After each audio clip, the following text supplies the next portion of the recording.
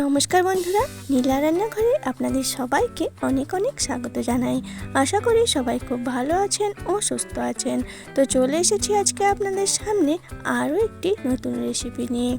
তো আমি আজকে আপনাদের বানিয়ে দেখাবো বড়ি দিয়ে একদম ইউনিক ও দুর্দান্ত স্বাদের একটি রেসিপি। তো যেটা গরম ভাতের সাথে খেতে কি দারুণ লাগবে, আর এই একটা রেসিপি দিয়ে কিন্তু পুরো ভাত খাওয়া হয়ে যাবে।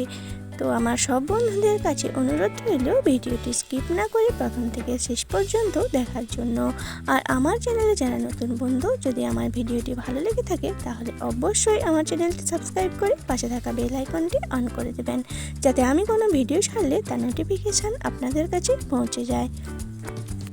তো বন্ধুরা, বড়ির এই রেসিপিটি কিন্তু একদম ইউনিক, আর কিন্তু এটা খুব সহজেই আর খুব অল্প সময়ের মধ্যেই বানিয়ে নেওয়া যায়। তো হাতে যদি না বেশি সময় থাকে তাহলে কিন্তু এই রেসিপিটি অনায়াসেই বানিয়ে নেওয়া যায়। আর বাড়িতে যদি কোনো রকম সবজি না থাকে তাহলেও কিন্তু এই রেসিপিটি অনায়াসেই বানিয়ে নেওয়া যায়। তো খুব বেশি উপকরণ আর কোনো ঝামেলা ছাড়াই এই রেসিপিটি বানিয়ে নেওয়া যায়। তো আসুন দেখে নেওয়া যাক আমার এই আজকের রেসিপি। তো বন্ধুরা, রেসিপিটি বানানোর জন্য আমি এখানে নিয়ে নিয়েছি বেশ কতগুলো বড়ি। তো এই বড়িগুলো দিয়েই আজকে রেসিপিটি বানিয়ে নেব। তো বড়িগুলো কিন্তু আমাদের বাড়িতে তৈরি করাই বড়ি। তো বন্ধুরা, প্রথমে ওভেনে একটি কড়াই বসিয়ে দিয়েছি, আর এখানে দেখুন দিয়ে দিয়েছি আমি হাফ টেবিল চামচের মতো কালো জিরে। তো কালো জিরেটাকে একটা মিষ্টি গন্ধ ওঠা অবধি ভেজে নেব। তো ভেজে নিয়ে এটাকে একটি পাত্রে তুলে নেব। তো এরপর কড়াইয়ের মধ্যে দিয়ে দিচ্ছি বেশ কিছুটা পরিমাণ সরষের তেল। তো তেল ভালোভাবে গরম করে নিয়ে দিয়ে দিচ্ছি বড়ি। তো বড়িগুলোকে এখন তেলের মধ্যে নেড়ে চেড়ে বেশ লাল করে ভেজে নেব।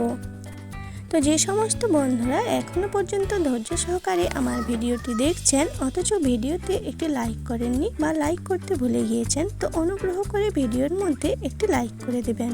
আর ভিডিওর শেষে কমেন্টে জানাবেন যে রেসিপিটি আপনাদের কাছে কেমন লাগলো। তো দেখুন বন্ধুরা, বড়িগুলো বেশ লাল করে ভেজে নিয়ে একটি পাত্রের মধ্যে তেল ছেঁকে তুলে নিচ্ছি।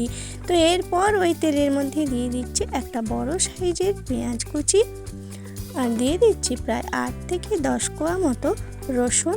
একটা মিডিয়াম সাইজের টমেটোকে আমি কেটে রেখেছিলাম, সেটাও এখানে অ্যাড করে দিচ্ছি। এরপর দিয়ে দিলাম দুটো গোটা শুকনো লঙ্কা আর কয়েকটা চেরা কাঁচা লঙ্কা। এরপর অ্যাড করে দিচ্ছি হাফ টেবিল চামচ জিরে। তো এরপর সমস্ত মশলাগুলোকে তেলের মধ্যে দিয়ে একটু নেড়ে চেড়ে নেব। তো তেলের মধ্যে দিয়ে সমস্ত উপকরণগুলোকে প্রায় 2 থেকে 3 মিনিট মতো আমি ভেজে নেব।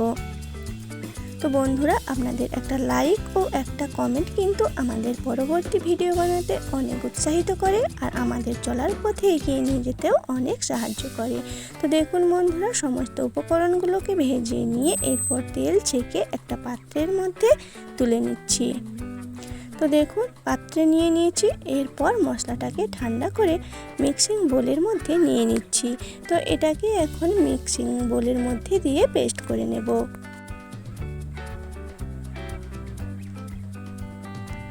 তো দেখুন মশলাটাকে ঠিক এইভাবে আমি পেস্ট করে নিয়েছি। তো এরপর ওভেনে একটি ফ্রাইং প্যান বসিয়ে দিয়ে দিচ্ছি পেস্ট করা মশলা। তো বন্ধুরা, গ্যাসটা কিন্তু এখন বন্ধ অবস্থাতেই আছে। তো এরপর এখানে দিয়ে দিচ্ছি সামান্য হলুদ গুঁড়ো, হাফ টেবিল চামচ কাশ্মীরি লঙ্কার গুঁড়ো।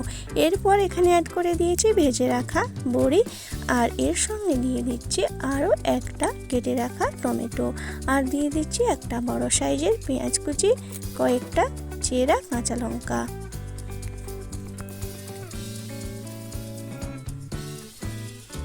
আর এর সঙ্গে দিয়ে দিচ্ছি 1 টেবিল চামচ কাঁচা সরষের তেল।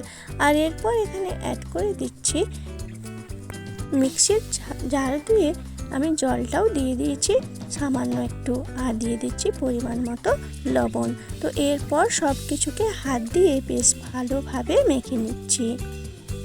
তো বন্ধুরা, আপনারা বাড়িতে এই রেসিপিটি অবশ্যই একবার বানিয়ে খাবেন, খেতে কিন্তু দারুণ সুস্বাদু হয়। তো ভালোভাবে সব কিছুকে মেখে নিয়ে এখানে আরও একটু জল আমি অ্যাড করে দিচ্ছি। তো জলটা দিয়ে আবারও ভালোভাবে মিশিয়ে নিচ্ছি। তো ভালোভাবে মিশিয়ে নিয়ে এখানে একটা ঢাকনা দিয়ে দিচ্ছি।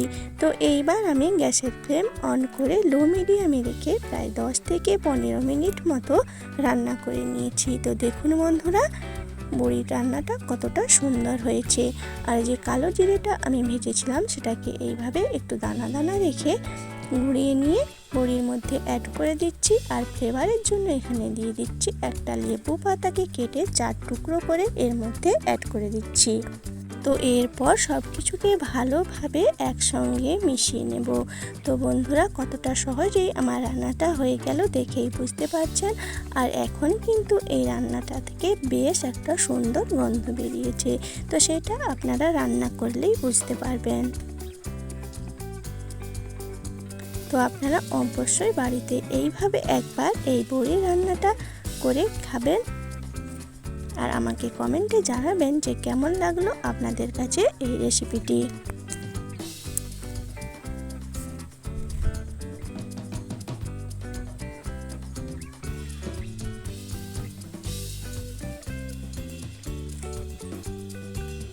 তো বন্ধুরা, সব কিছুকে ভালোভাবে মিশিয়ে নিয়ে একটা ঢাকনা দিয়ে প্রায় 5 মিনিটের জন্য আমি রেখে দিয়েছিলাম। এরপর একটা প্লেটে আপনাদের সার্ভ করে দেখিয়ে দিচ্ছি।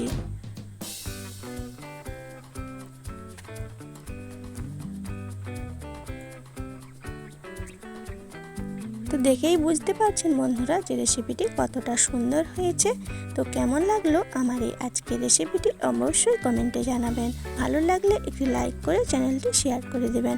আর এরকম নিত্য নতুন রেসিপি পেতে অবশ্যই আমার চ্যানেলটি সাবস্ক্রাইব করে পাশে থাকা বেল আইকনটি অন করে দেবেন, যাতে আমি কোনো ভিডিও ছাড়লে তার নোটিফিকেশন আপনাদের কাছে পৌঁছে যায়।